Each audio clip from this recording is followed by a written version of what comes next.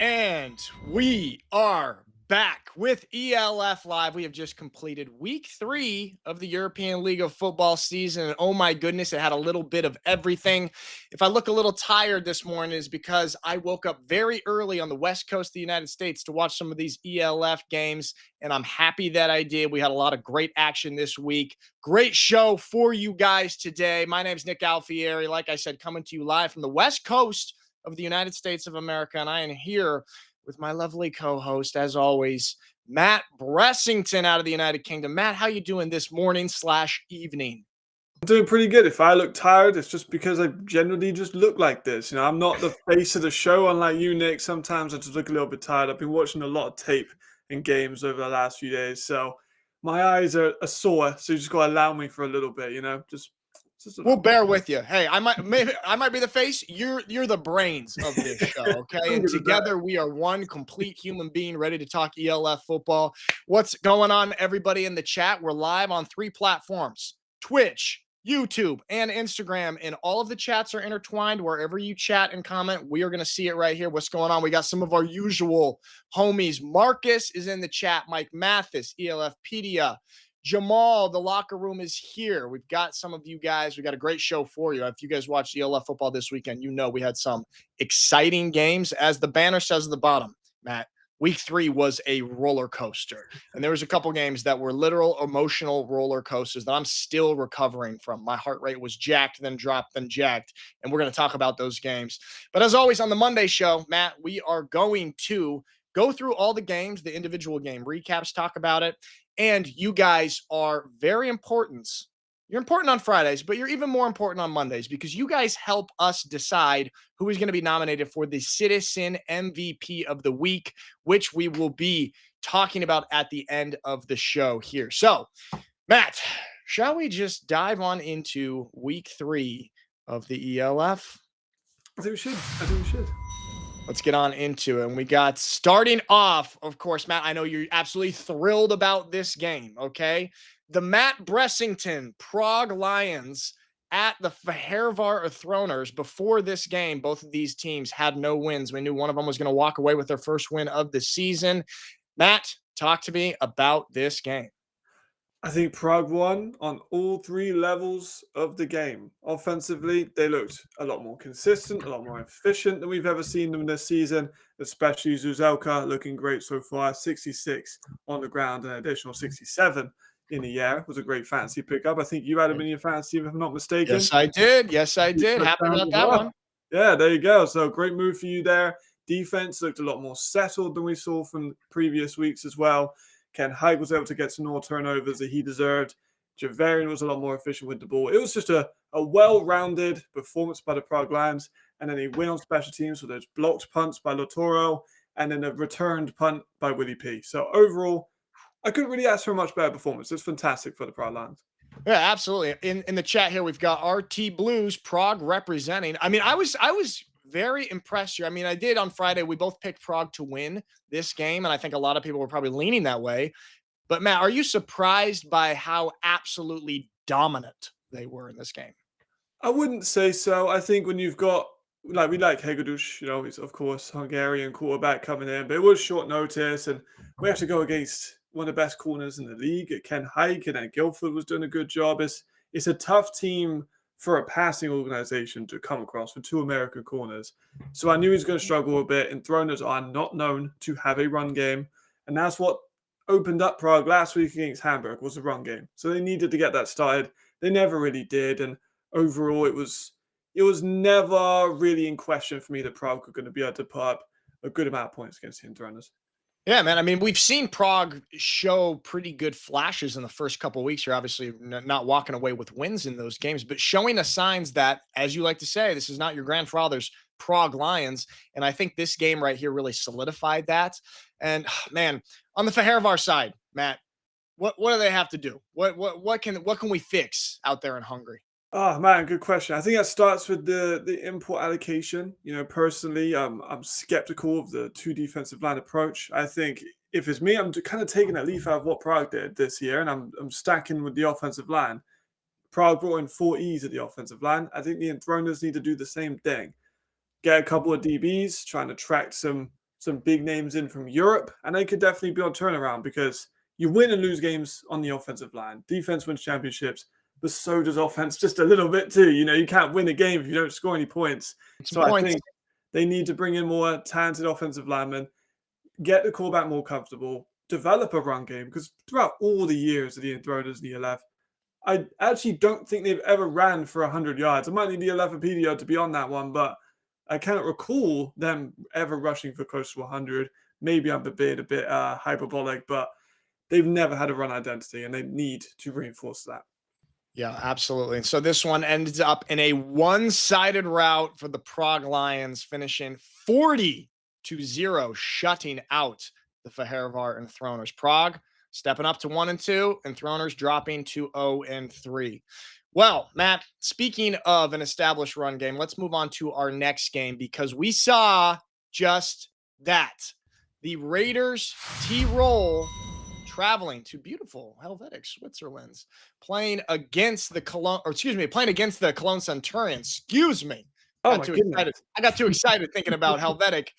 No offense, Cologne, not nearly as beautiful as the Helvetic area, if I do say so myself. But the run game comment stands. The Raiders T-Roll playing with Adrian Platzkummer at quarterback, not necessarily a quarterback in the traditional sense. And these boys were able to run all over Cologne. Matt, thoughts on this one? If you say he's not a quarterback, but he got three passing touchdowns now. So He I did. I better maybe I should bite my tongue, Matt, because he also had, I think he had 50% completion percentage, which is better than some of the actual quarterbacks this week in the league. And he had no picks. So maybe I bite my tongue on that. Yeah, absolutely. But also, we always think about the running backs, the Raiders tier, of course. How about Weissauer? I don't think anyone's had him coming out. This is like the fifth running back they have that he could even get 100 yards, over 6 yards to carry, and a hat trick of touchdowns. I don't know how you stop that. What we need to do to investigate what they have in the water in Tyrrell, because Platzgummer, of course, an alumni. You've got Sure. Tonko, Hasavanto Bonatti, now Weissauer, like Timmerman as well. Like, this just produces running backs like no other position has ever been produced in Europe ever before. It's incredible. Yep. Like in college football, we like to call certain colleges tight end U or linebacker U. Well, the Raiders T-Roll are RBU. I mean, these guys just produce running backs like no other organization in the ELF. And just what you said, man. I mean, Weissauer going for over 100 plus yards. We never even seen him before. And so they've just got multiple backs that are able to do this. Cologne, man, 4 first downs in the entire game to the Raiders 24 first downs. I mean, just an absolutely one-sided route here. I don't think it's too much of a surprise, but the fact that this team is still able to just put up these kind of crazy offensive numbers, like I said, with no traditional drop back quarterback, pocket presence quarterback. And I'm very curious to see how this team looks once they do get a quarterback. Because right now, of course, they're very one-dimensional and still being pretty dominant. Granted, they're not playing against the best competition here this week with the Centurions, but this is a very interesting T-Roll Raiders squad. What do you think the ceiling is for these guys when they do have a quarterback? Such a tough one, isn't it? Because we saw last year they were just about to make playoffs, and then they kind of blew it a little bit against the Ravens and started that whole rivalry. I do think they're a playoff eligible team in the fact that they could be around that mix. They definitely do, because you look at the running backs, they can win games by nearly 70 points without really throwing the ball all that much. You've got versatile weapons like Marco Schneider, who you had a genius stroke of putting him in your fantasy because he got over 100 yards total with the weapons. So they do have the ability to play all around coherent offense, great defense. Players like Paz Gonzalez, who I was not that high on coming into this year, has ended up getting a couple sacks in this game. Maddox has been a great signing as well. They've shown that they can. This is definitely an improved Raiders team. I want to put that out there. Definitely better, I think, than last year. So I think we can see them definitely make a playoff push this season. As we see in the chat here, we said that the Raiders are running back U. Alex Malchow says the Enthroners are LU. Or maybe Cologne. Oh, Malchow with the clever creative jab right here. And then Jamal for Athletes Forum podcast says every Raiders running back can be an E import. Bold statement right there. What do you think, Matt? I disagree. I think at least two of them definitely can be. Bonatti and Hasselbank, absolutely. Tonko, give it a year, and I wouldn't question it because, my goodness, like I think a lot of teams, especially we just said about the Enthroners run game, I'd be definitely calling up Hasselbank or Bonatti about a full-time spot.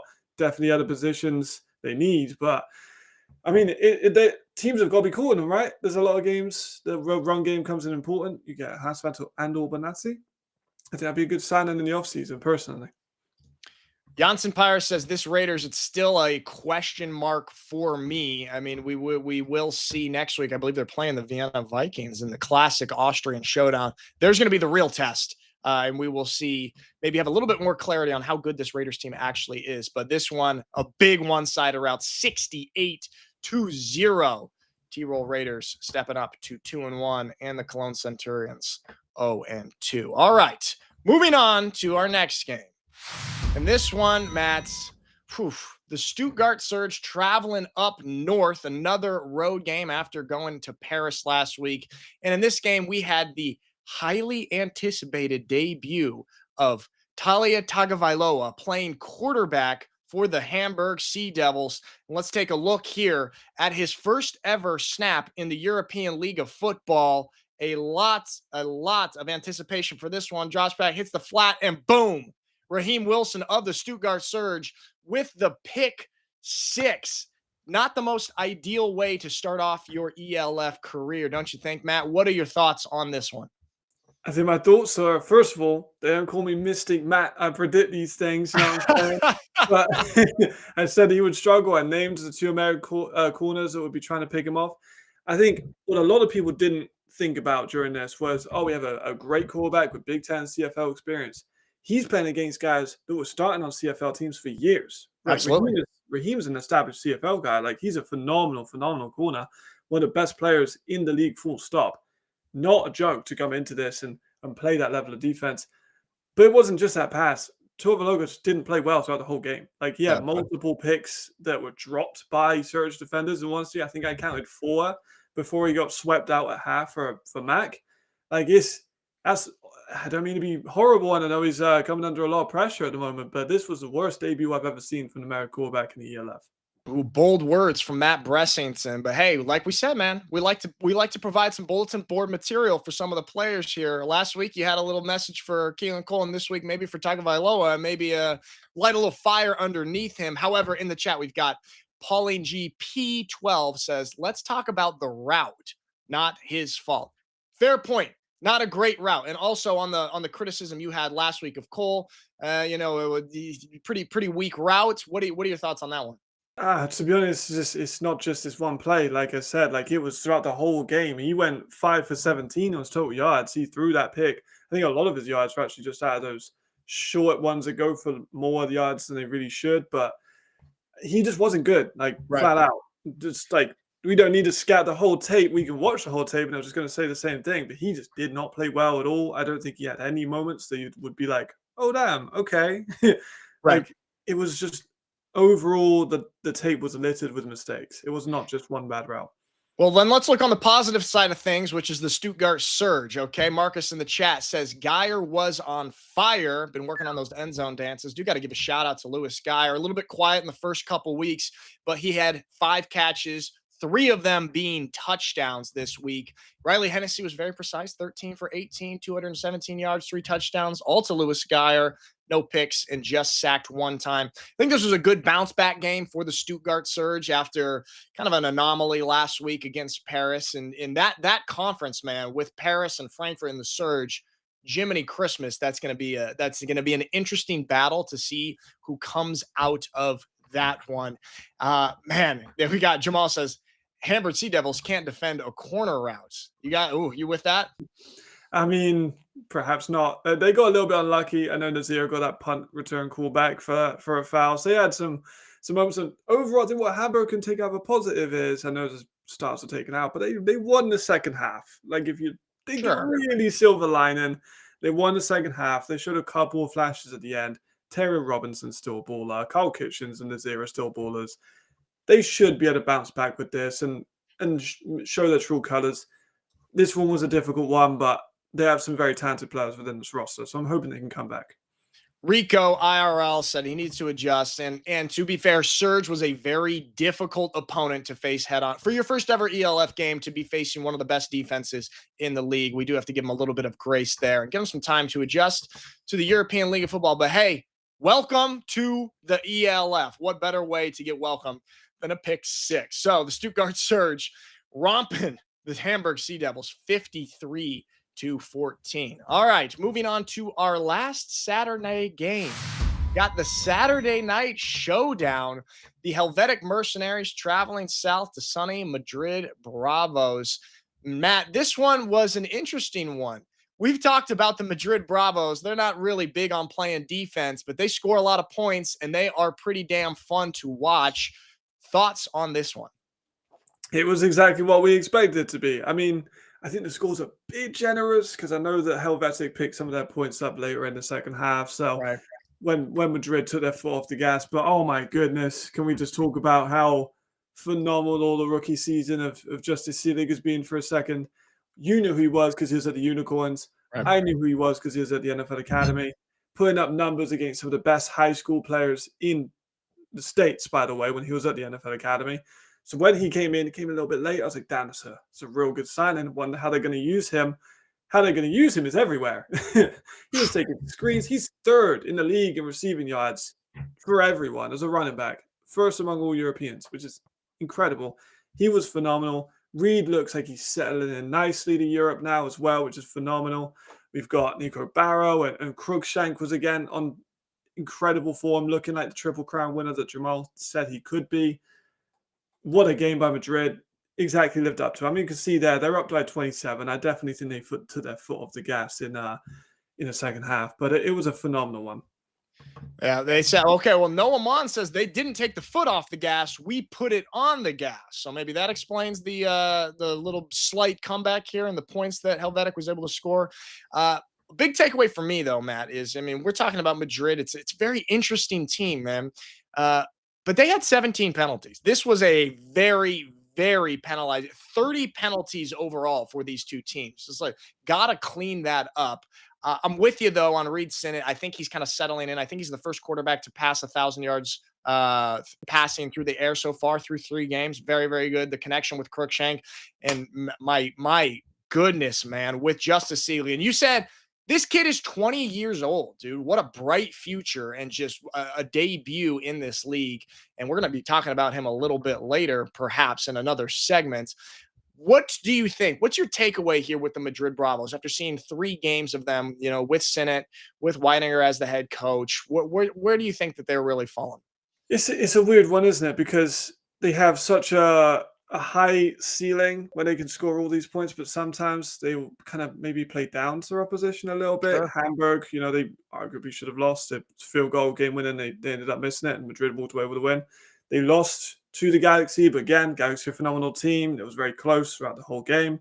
This one, they kind of, I know some people in the comments are like, "Oh, they didn't take the foot off the gas." It was they kept the starters in the whole game. They were winning by they were done. Yeah. let's not mess around here with this but they were done. So they are allowing some more points back if you want to argue that. And it's a weird one. I really don't know where they land. They're definitely in that top 8. It's just, can they beat the Surge? Can they beat Paris? Can they beat Rhine? Can they beat Nordic? There's a lot of question marks still with this team, and I'm really excited to see if they can answer them very sooner rather than later would be perfect for me. Jamal Athletes Forum podcast says Madrid had the easiest schedule coming into the league. How do we take that and judge them 3 games in? I think it's a fair point. We have to see them play against a couple of the teams that we are considering to be more of those upper echelon squads in the ELF. But we have seen bright spots. Figure out the defense. Enough with the penalties. But hey, they're sitting at 2-1 after 3 games, and they end up winning this 47-35. All right, Matt. So those are our Saturday games. And now we are about to move on to our Sunday games, starting off with an absolute thriller, Paris Musketeers at the Frankfurt Galaxy. But first, a quick message from our sponsor. Siemens IQ 700 washing machine. Own your time. Discover it at Euronics. Oi.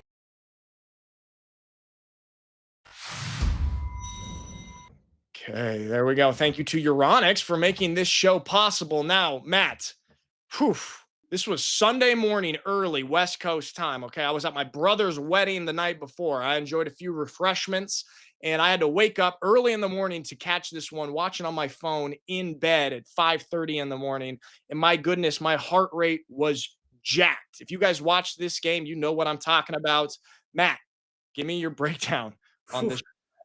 Yeah, I mean, where do you start? 26-3 in the fourth quarter. I think that's probably where we got to start. I want to talk about Jalen Henderson. A lot of people have been giving him a lot of stick. I said he wasn't performing up to level, but this game, he did everything he could possibly do in the fourth quarter. I want to talk about the offensive line for Paris because they were not good enough. When you send 3 rush to Paris and they could still come home, drop 8 into coverage, no one's going to get open on that. So Jalen did what he could. His run game didn't really do him very well, so he had to make up nearly 100 on the ground. And then we got the fumble just towards the end zone, but he then came back, scored, got the 2-point conversion. They went up, and then they lost in the game with a field goal. There was nothing to do with him. He did everything in his power to bring this game back. And I think people need to maybe quiet down on the fact that he has not been as elite as we saw him in the GFL because he was spectacular. And this was, like Jamal mentioned in my chat when we were watching this on the watch along, McKay versus Henderson could be such a fun matchup going down. Yeah. Like, especially with them being in the same like divisions. Like, this could be like you see in the NFL, you got Lamar, you got Joe, you got all these great quarterbacks. Right. I think you could be really excited to watch. And it definitely towards the playoff aspects of this season. It's gonna be ecstatic. Agua Maricello says Dr. Sandro was absolutely amazing. Sandro coming off of an MVP performance the week before. But Matt, I do want to dive into that a little bit more, the Jalen Henderson story, because obviously he was absolutely dominant in the GFL, and we've seen his former teammate, Brendan Bulio, really start off hot in this league up there in Nordic with Jadrian as his quarterback. Henderson, not so much. Very highly anticipated coming into the season. We have very high expectations for him, but he's not necessarily lived up to that. And you mentioned it, though, Matt, that you want to hear a little bit less chirping. You want to give him a little bit more time here before we judge, is this the right fit for Paris? So you are a guy that will be sticking with Henderson here, despite some of their offensive hiccups and woes so far. 100%. 100%. I don't think you look at the fourth quarter in particular. I don't think he really did anything wrong other than the fumble. I know that sounds counterintuitive. Sure. Like he's trying to score. Like he's putting his body on the line. Maybe he should have went out of bounds at the 1, sure, but are we really going to bash him out for trying to get into the end zone with all of his might? I don't know, but he did everything. Like he did everything. 100 yards on the ground, basically, nearly. Those other running backs couldn't really get anything started. He's avoiding pressure because his offensive line couldn't get him anything. The play calling, let's be honest, was not good. Like the key fourth downs to Mwamba and to Tekadam, like he did everything. I can't really front it. Like I think he did really, really well. That was a diamond there into traffic as well. He ran the ball in after the fumble anyway. Like he ended up getting that rushing touchdown. I'm 100% sticking with Jalen. I do think he's an all-star level quarterback. This is the hardest schedule. Oh my gosh, you look at the schedule of Paris, and it is incredibly hard. It's a trial by fire, 100%. Some of the best teams we've ever seen, because we can all agree the league is as best as it's ever been. And he's got to play all of these former champs, current champs, and potential champs all in a row. I think he's doing a decent job, and I think this game was definitely a standout performance for him. So Jamal says, yeah, Paris has the hardest schedule I've ever seen to start a season. I'm throwing that up right here. And this is what they got. Fire, Surge, Galaxy, Fire, Galaxy. And this is kind of a common theme for the Paris Musketeers. They've been having to have just tough schedules, even in their first ever year of existence. In those first 4 or 5 games as a new franchise, they came out with a very, very difficult schedule. This is an organization that we as a league and we as fans and people and media people around the league put a lot of expectations on. And we cannot forget they did come away with the victory last week against the Stuttgart Surge here, and we're very close to a miraculous comeback. And we've got some people saying, Jamal says, top 5 game in ELF history. I mean, talk about an emotional roller coaster. But this one ends in victory for the home team, Frankfurt Galaxy, coming away, sitting at 2-1. The Paris Musketeers dropping to 1-2. However, that's a very strong 1-2. Like we said, they've had a very, very tough schedule, and I believe they've got the Rhine Fire once again next week. Like these boys it's no cakewalk. They're not out there in the Eastern Division. They're going through the gauntlet, and so we'll see how Paris ends up here with Jalen Henderson. So moving on to our next game on our Sunday slate, the Berlin Thunder, Matt, traveling to be the visiting squad at the Nordic Storm's first ever home game. We saw the Nordic Storm go on the road for their first 2 games this season and win, coming into this week at 2-0, and then they're welcoming the Berlin Thunder for the first ever home game. I think they had a pretty good showing, 2,500 plus fans at their site. Matt, talk to me about this one. Jadrian Clark to Brandon Bellew might be one of my favorite receiver duos of this season. Clark was just slinging it all day. Bellew with 8 catches for 129 yards and a touchdown, but we saw those 2 catches that didn't get, counted, and even they were amazing. He's catching everything that could possibly be caught. He looks like the best incoming, from other European, because Cruikshank, he came from the States. Bellew's come from the GFL. He looks so good. I'm so excited of his addition to the league. Overall, Nordic were just a competent, straightforward victory. Jadrian looked good. The run game looked good, even without Glenn. Receivers getting open, finding ways to get the ball to all of them as well, because Fon's got some of it, Green got some of it, Edwin got some of it. Such a competitive receiver field in that team. So I'm glad we could see it spread out. And Max Parkinson, oh my gosh, talk about him coming out. He was so good. I think he got 5 sacks in 3 games. Yeah. I'm just saying, he's a UE alumni. Shout out to my UK guys as well. Even Jadrian's a UE alumni. He came in last year to Ryan Fire. We know he's a raw prospect, great athlete. We've seen him molded by Tom Sula, go into Nordic and put those tools that he's learned into practice. And he looks like he could be leading towards the sack leader, which is incredible for him. Absolutely incredible. And then, Matt, a lot of good stuff for Nordic on the Berlin side of things. Man, 1 for 12 on 3rd down. And just the story week after week, and now year after year of Berlin, they had 32 yards rushing. It's just you cannot have success if you are unable to put the ball on the ground and have any sort of movement, putting your quarterback, putting the rest of your offense in a very difficult spot. Nordic Storm was good. They were 50% success rate on 3rd down.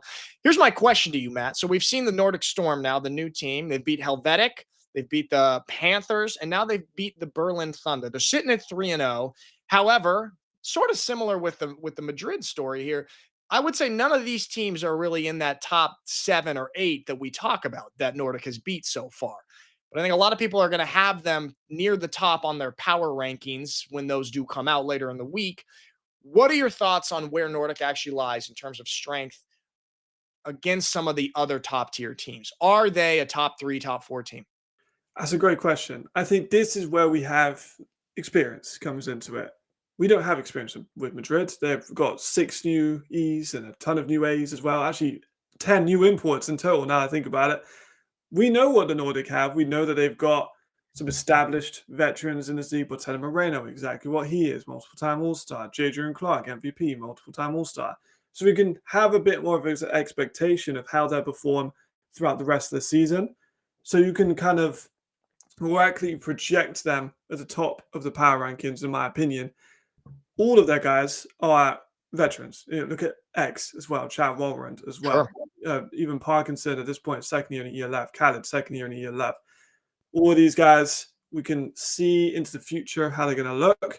Can't do that with Madrid so much. So I think we can probably have Nordic above them, even though they played weaker opposition, just because of those factors. Yeah, I think that's a fair assessment there. ELFpedia says the Storm season starts in week 5. ELFpedia, I'm being lazy here. Can you tell me who the next 2 opponents of the Storm are? Because I think we're all really, really curious to see when they actually start facing some real competition. How legit is this franchise? I mean, right now we like what we see, but again, when you're playing some of these teams that maybe don't have the best defense, it's tough to make a judgment.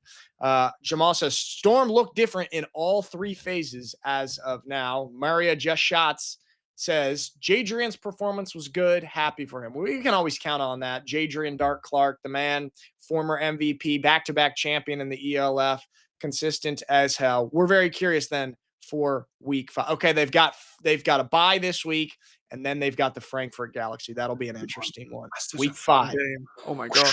We got that circled. We got that circled. So the Nordic Storm win their home opener, and they move up to 3-0. The Berlin Thunder drop to 1-2. All right, Matt, our last game of the weekend, and perhaps the most anticipated game of the weekend. The Vienna Vikings traveling to play the Rhine Fire, a rematch of the 2024 ELF Championship game, where the Vienna Vikings were dominated, and they've been having this game circled for the past 6 months. Talk to me about this one. I think you hit the nail on the head perfectly with this game, with the last one, with Berlin's inability to run the ball. It was the Ryan Fire's inability to run the ball in this game that lost them this game, which is crazy to say. You don't think of Ryan Fire. So I just looked at Alex Mal trying to chat. We're getting spammed in the chat. Spammed in the chat. But we had 9 rushing yards from the collective of running backs that are not named Chad Jeffries because he's a quarterback. He was trying to do it himself with the legs, but we needed more from Scott with Kendus. Kendus is a great running back. Scott is in this E import, so you expect more than just 7 yards by each of them. Combined both of them had under 2 yards to carry when you look at their total numbers. It was not a good run performance. They could not move the ball on the ground. We saw they couldn't really move the ball on offense until the fourth quarter when Starkley had his big breakout games. And Harlan Quofi was honestly one of the toughest guys probably in the league at this point because he looked banged up after every single catch, but was still coming out making plays. He did really well, earned my respect. But oh my goodness, Vienna. Schultz, I called it last week. Give the ball to Schultz. I called it. You did call it, Matt. You did call it. They listened. He had 92 yards on the ground, also had 34 on the receiving side of it. Great player. We spoke so much about their depth over the last few weeks. Of they can lose Kari, they can lose all these fantastic players. And it's just a next man up mentality in Vienna. They have so many incredible guys. It's a massive win for them. Probably the biggest win since that championship game, probably a couple of years ago. Like to get this over the Rhine Fire. Huge, sets them up wonderfully with confidence for the rest of the season. I do love what that does for their confidence because we look at some of the really big games that they've had going back to the last 2 years. I think also of them playing the Stuttgart Surge in 2023 in the semifinals, losing that. That was a very close game there. So when they've had to play some of these other contender type teams, have not been able to come away with a win. This time it sets them up to be like, okay, we really can do this because, you know, a lot of people criticize maybe some of the regular season games that they're playing out there in the East. Marcus says this game was the textbook image for what we all want. Attendance, look, stadium, it had it all. Alex Malchow, who's spamming the chat with the W, enjoy that. I do want you to plug your ears right now about what I'm going to ask Matt. Ben Holmes, a.k.a. Ben VP. Mm-hmm. I mean, they're 3-0, right? But he has not been on fire, shall we say, in these first 3 weeks. He hasn't been putting on incredible performances to the level that we know. And some of that is just kind of the way they're running the offense right now. But once again, less than 50% completion percentage, 153 yards, did throw a pick, was sacked 3 times. I don't even know if he has thrown over 200 yards yet in a game. How are you feeling about Ben VP in these first few weeks? Do you have any concerns? That's a great question. Just want to interject very quickly because Maxi said this is over 1,000 days since Vienna Vikings last lost a regular season game, and I thought it was a really cool fact I wanted to share with the audience. That is a good fact. That is such a tough question. We know that Ben Holmes is a fantastic quarterback. We know his poise, brilliant in the pocket, can deliver the balls. Great placement. We saw that dart, but we also saw that dart straight to Mari Williams. It's difficult. I don't know if he's maybe hurt. I think I said something about on stream, maybe his shoulder. Because it kind of looks like the same thing with Baker Mayfield when he hurt his shoulder. It was kind of influenced his throw motion. I'm not sure if it's the same thing with Ben Holmes. That's kind of my inkling, I think you could call it. But he has been fantastic. I think that's obvious. I think he'd probably be the first person to tell you that. Sure. But he got the win. You know, he did enough. He got the game-winning touchdown. And let's not take it away. I think some people did message me that same thing throughout the last week, or last couple of days, rather. Let's not take away. This is a Ryan Fire defense. This is incredibly hard defense to move the ball against. So that first couple of weeks, maybe just warming up. This week is such a hard team to pass the ball against in general. Amari Williams, you got Nash, you got Florent Zitmon. They've far defense have only allowed 13 points to Paris. They had a bye week. This one have only allowed 12. They're a very, very hard team to beat defensively. Absolutely. And hey, you know what? We gotta engage here with the chat here. Okay. First of all, Marcus says Ben TP. That is very, very funny. We do not need that is inaccurate, but that is a very, very funny play on the Ben VP. Alex Malchow says blasphemy. And also he fact checked me. He threw for 246 in week 1. Get your facts straight now. You got me there, Alex. I was saying I didn't know if he did. It just felt like it was just sort of a feeling there, Alex.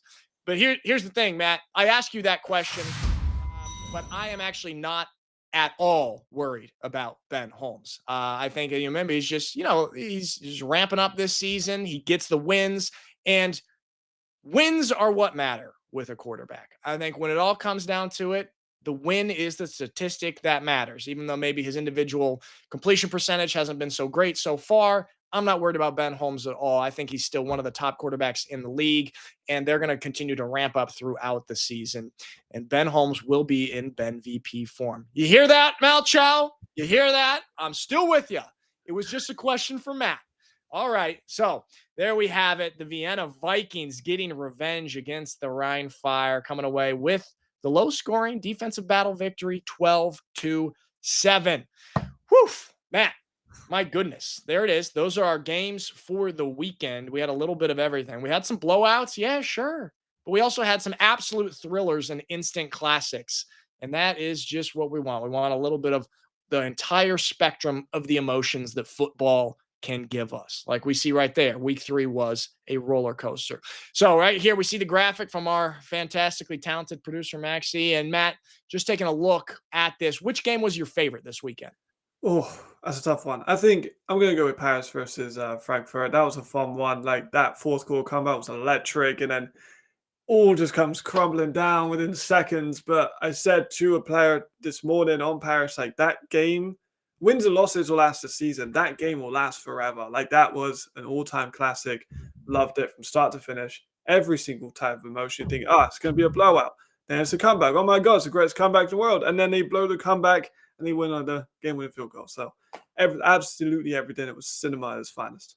Well, I wish that I could have a creative answer and do something different than you, but I as well. I will remember watching that game probably for the rest of my life because of the circumstances of which I was watching it, and then looking at my Whoop heart rate tracker as it increased in the fourth quarter because of all the antics. Jalen Henderson coming back. Oh, they're going to win. Oh, wow, what a comeback. And then the heartbreaking loss for Paris and the Musketeers. So I'm going to go with that one, was also my favorite as well. But hey, Rhine Fire, Vienna Vikings also, even though it was more of a defensive struggle, and we saw a touchdown early and then not any scores until the fourth quarter, still a very good end, kept you captivated all the way until the end of the game. So overall, solid week in week 3. Let's take a look at the standings here before we move on to our MVP conversation.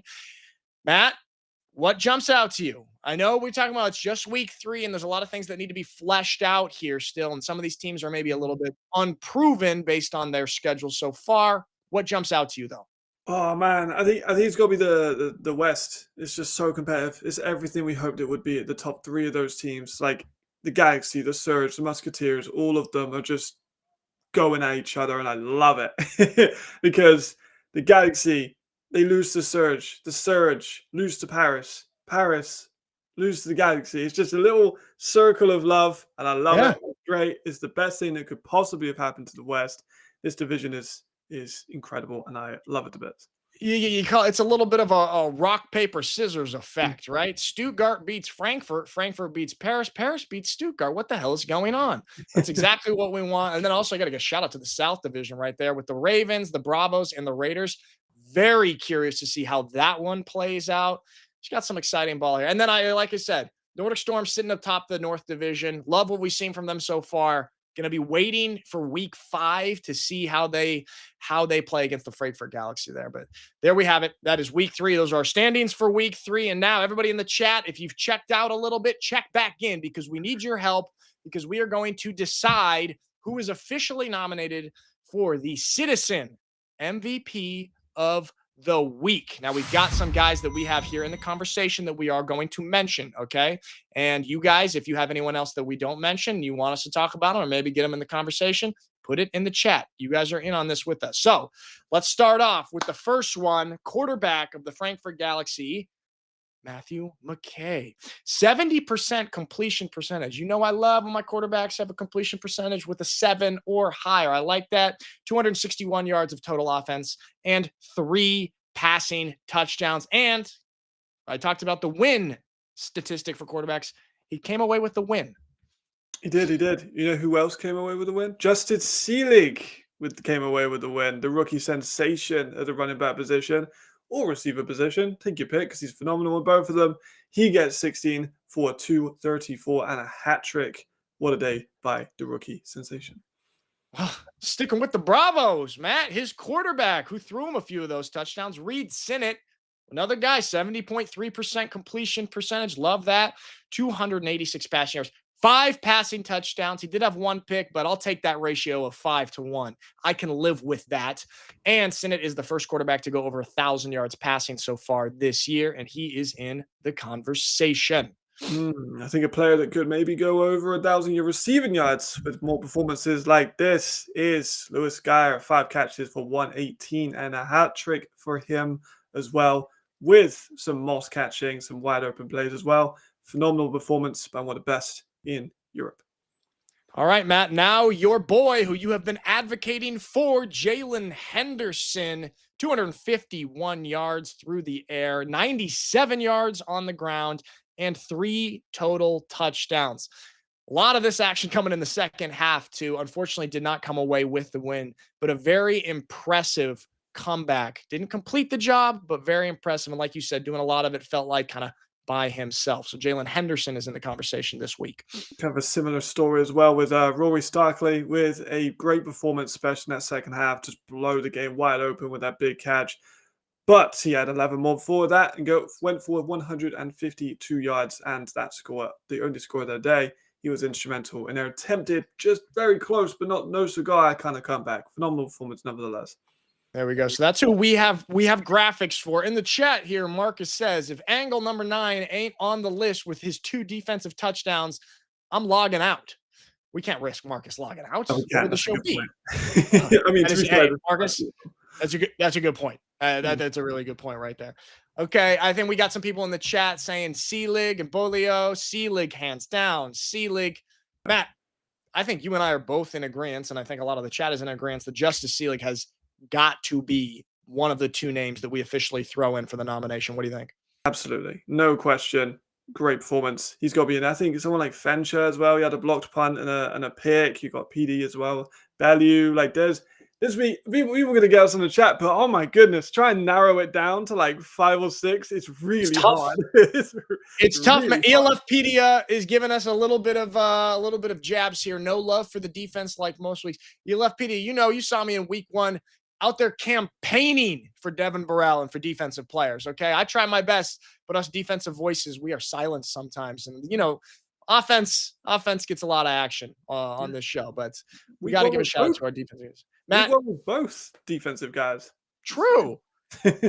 True. Okay. Oh, hold on. Really, really quick. Wait, Maxie, what are you saying here? Explain the system again because of polling in the chat. Polling, what are you saying here? What system are we talking about, Maxie? We have a poll now.